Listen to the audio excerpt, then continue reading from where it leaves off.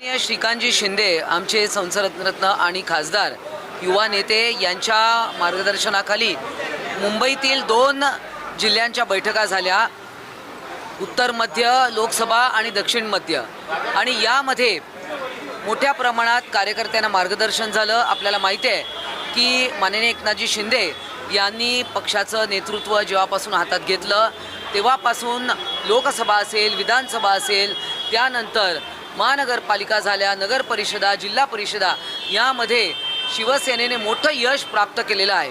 आणि शिवसेना हा सर्वात दुसऱ्या नंबरचा पक्ष आज महाराष्ट्रात झालेला आहे आणि आमचा स्ट्राईक रेट हा सगळ्यात मोठा स्ट्राईक रेट असलेला हा पक्ष आहे आणि याचं केवळ श्रेय माननीय एकनाथजी शिंदे यांना झालेलं।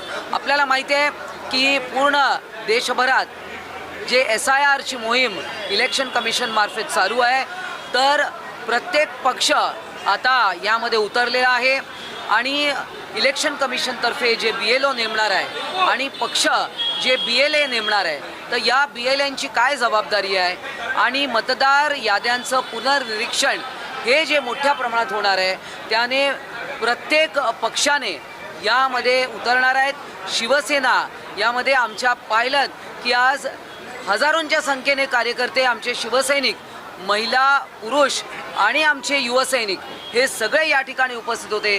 शिवसेनेच्या सर्व आघाड्या यामध्ये लागणार आहे आणि प्रत्येक बूथवर आमचे कार्यकर्ते आहेत, त्यांना कार्यान्वित केलं जाणार आहे।